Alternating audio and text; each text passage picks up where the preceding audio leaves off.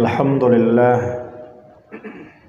لله الذي نحمده ونستعينه ونستغفره ونعوذ بالله من شرور أنفسنا ومن سيئات أعمالنا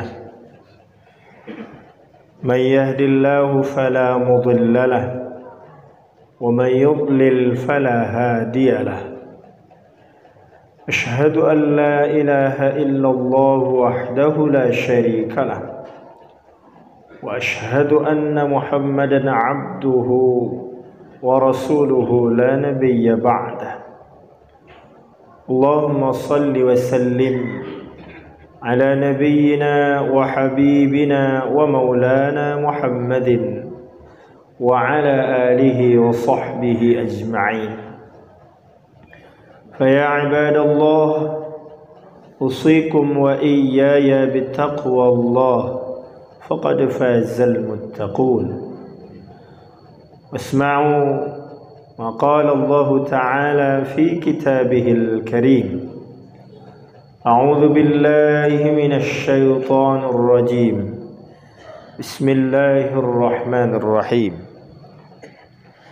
يا أيها الذين آمنوا اتقوا الله حق تقاته ولا تموتن إلا وأنتم مسلمون ثم قال الله تعالى بسم الله الرحمن الرحيم يا أيها الذين آمنوا كتب عليكم الصيام كما كتب على الذين من قبلكم لعلكم تتقون صدق الله العظيم.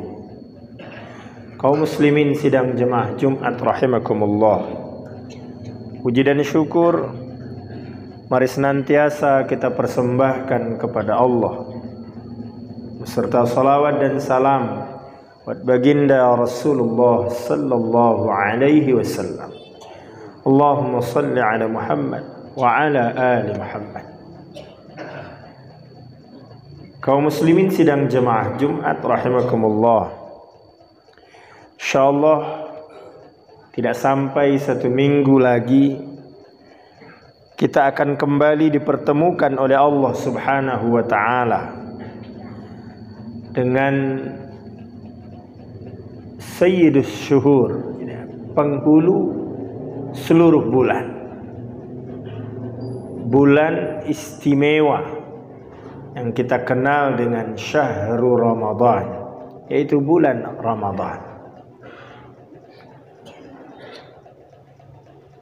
Maka yang sangat perlu kita persiapkan adalah, dan sekaligus juga yang sangat perlu kita perhatikan, apakah kehadiran bulan istimewa itu istimewa bagi kita, atau justru kehadiran bulan istimewa itu tidak ada istimewanya bagi kita?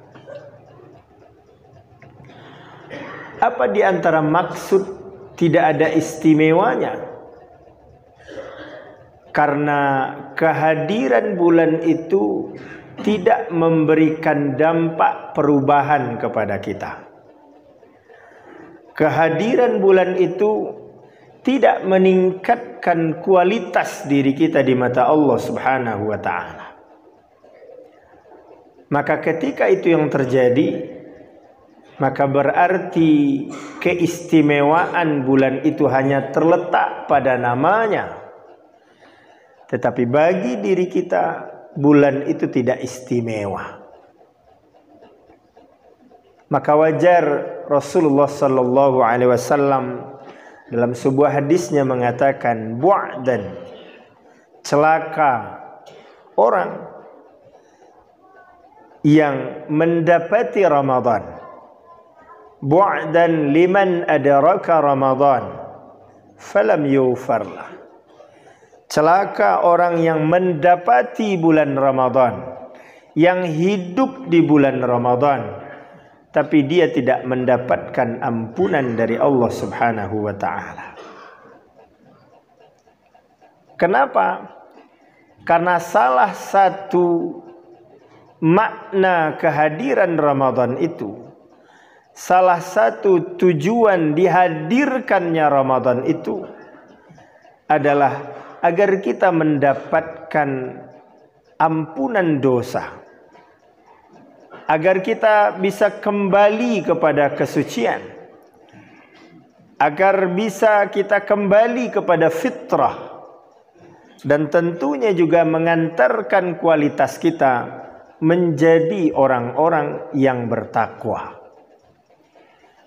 Maka oleh sebab itu, di bulan Ramadan Allah memberikan peluang-peluang peningkatan kualitas diri, peluang-peluang membebaskan diri dari segala dosa.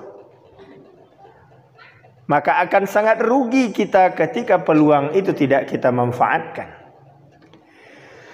Bahkan dalam hadis yang diriwayatkan oleh Imam Malik, Rasulullah juga mengatakan, "Hadza Ramadan qad jaa tufattahu fihi abwabul jannah." Inilah bulan Ramadan yang sungguh telah dibuka pada bulan itu pintu-pintu sorga. Apa maknanya? Setidaknya ada dua alternatif pengertian yang diberikan oleh para ulama. Pertama, makna hakiki dibukanya pintu sorga adalah bahwa di bulan Ramadan itu dibuka pintu sorga. Dan makna majazinya adalah bahwa di bulan itu dibukanya pintu-pintu kebaikan. Artinya apa? Allah berikan kemudahan kepada kita untuk melakukan berbagai kebaikan. Allah berikan peluang sebanyak-banyaknya kepada kita untuk memperbanyak kebaikan. Allah berikan kepada kita kesempatan untuk melipat gandakan pahala. Amal yang biasanya di luar bulan Ramadan hanya mendapatkan 10 pahala minimal dalam satu kali amal, maka di bulan Ramadan kata Allah bisa saja dilipat gandakan sampai 700 kali lipat atau bahkan 1000 kali lipat.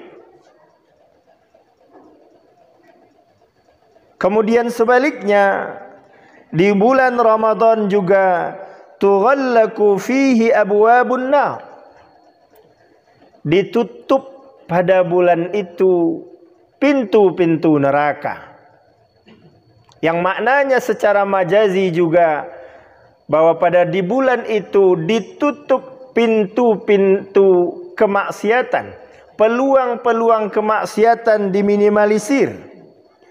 Bahkan Allah Rasul juga mengatakan wa taghullu fihi syayatin, bahkan setan pun diikat pada bulan itu.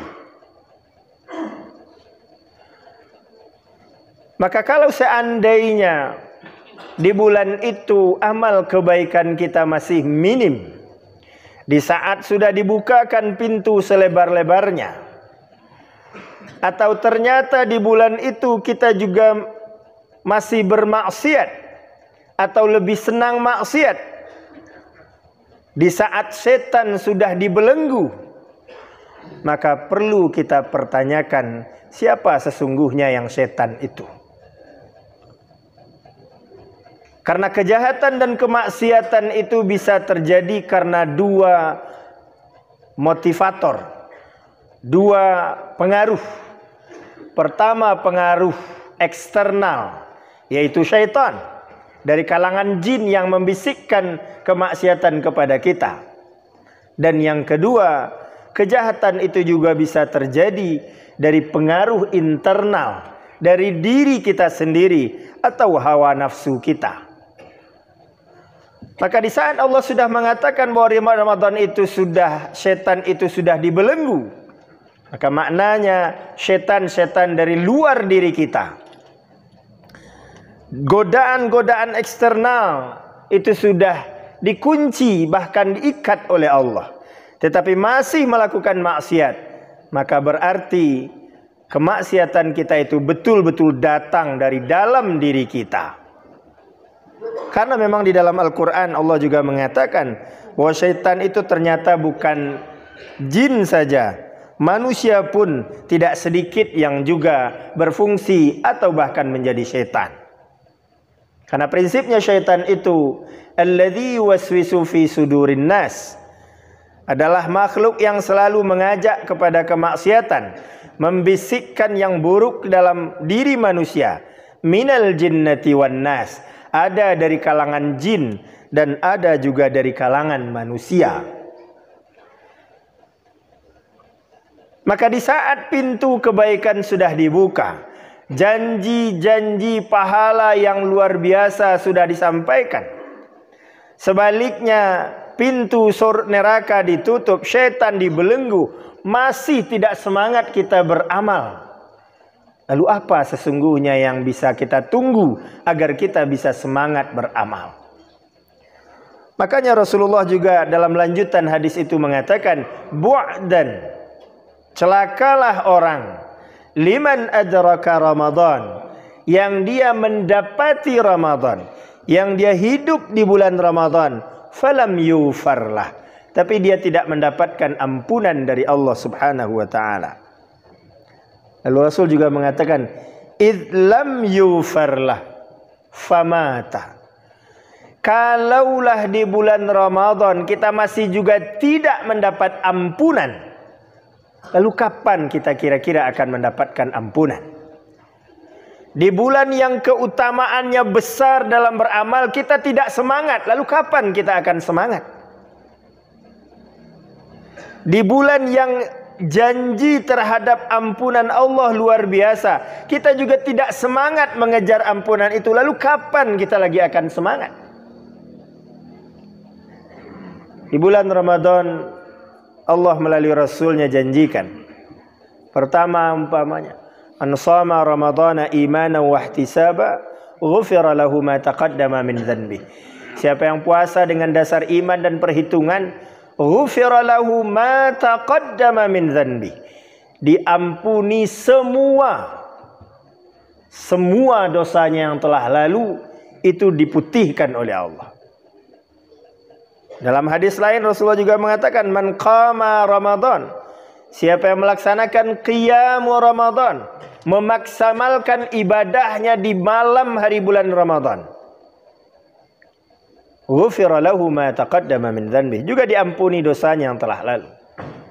Yang ketiga Rasul juga mengatakan, man qama lailatul qadr, siapa yang berjuang mencari Lailatul Qadar, ghufira lahu ma taqaddama min dhanbi, diampuni semua dosanya yang telah lalu. Maka bulan itu dihadirkan sebagai momentum pemutihan diri kita dari segala dosa. Dan itu akan kita dapatkan kapan? Pertama, kita menemui syarat-syaratnya tadi. Shoma Ramadan, berpuasa di siang hari Ramadan. Qama Ramadan, melaksanakan qiyamul lail di malam hari bulan Ramadan.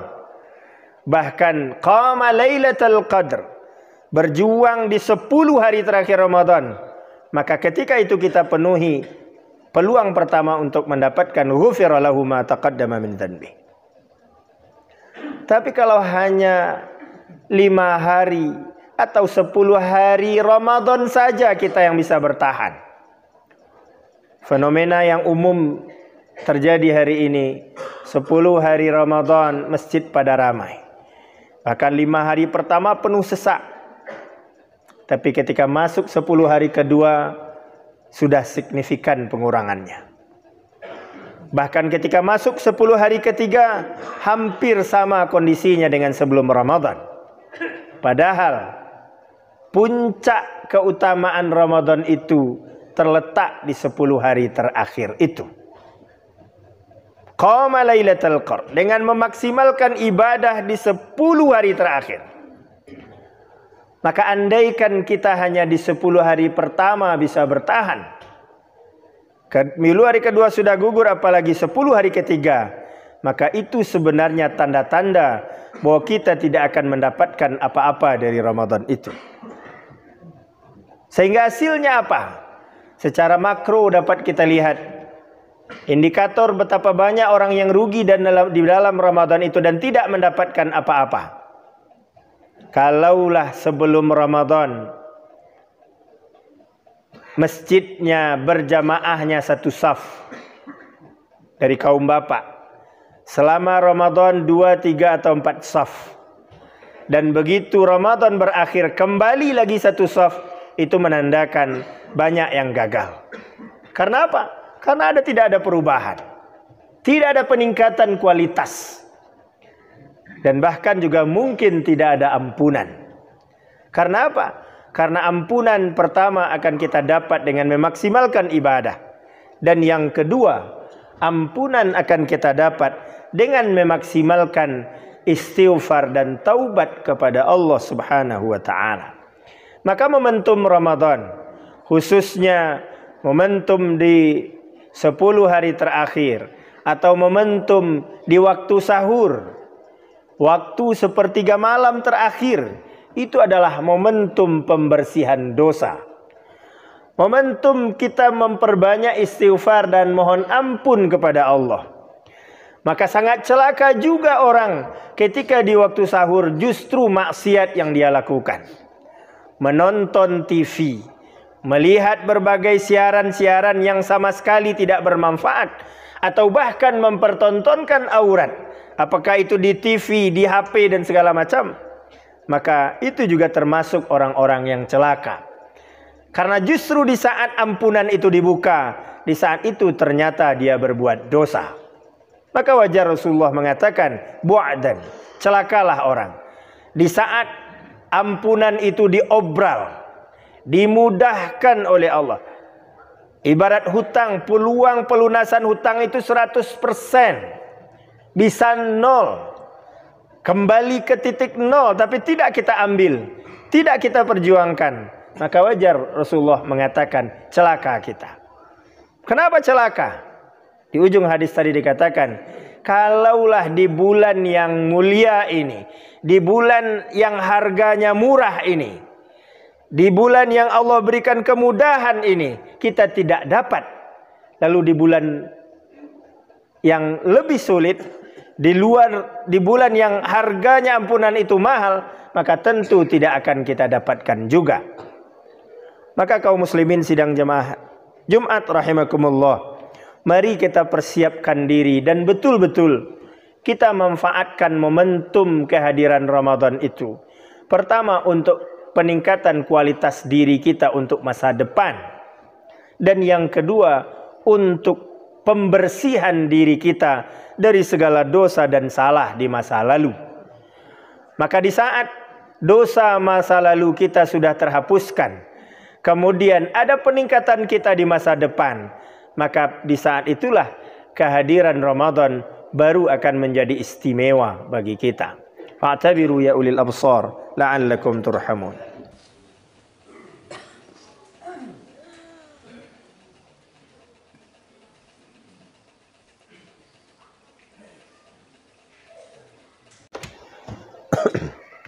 Alhamdulillahilladzi an'amana ni'matal iman wal islam. Asyhadu an la ilaha illallah wahdahu la syarika lah. Wa asyhadu anna Muhammadan 'abduhu wa rasuluhu la nabiyya ba'dah. Allahumma salli wa sallim ala nabiyyina al-karim Muhammadin sallallahu alaihi wasallam wa ala alihi wa sahbihi ajma'in. Fa ya ibadallah usikum wa iyaya bi taqwallah faqad faza al-muttaqun. اسمعوا ما قال الله تعالى في كتابه الكريم. أعوذ بالله من الشيطان الرجيم. بسم الله الرحمن الرحيم. فسارعوا إلى مغفرة من ربكم وجنة عرضها السماوات والأرض وعدت للمتقين. إن الله وملائكته يصلون على النبي يا أيها الذين آمنوا صلوا عليه وسلموا تسليما. اللهم صل على محمد وعلى آل محمد كما صليت على إبراهيم وعلى آل إبراهيم وبارك على محمد وعلى آل محمد كما باركت على إبراهيم وعلى آل إبراهيم في العالمين إنك حميد مجيد. اللهم اغفر للمسلمين والمسلمات والمؤمنين والمؤمنات الأحياء منهم والأموات إنك سميع قريب مجيب الدعوات ويا قاضي الحاجات. اللهم اغفر لنا ذنوبنا ولوالدينا وارحمهما كما ربيانا صغيرا. اللهم أعنا على ذكرك وشكرك وحسن عبادتك. اللهم أرنا الحق حقا وارزقنا اتباعه وأرنا الباطل باطلا وارزقنا اجتنابه. ربنا آتنا في الدنيا حسنة وفي الآخرة حسنة وقنا عذاب النار. عباد الله، إن الله يأمر بالعدل والإحسان وإيتاء ذي القربى وينهى عن الفحشاء والمنكر والبغي يعظكم لعلكم تذكرون. فاذكروا الله يذكركم ولذكر الله أكبر.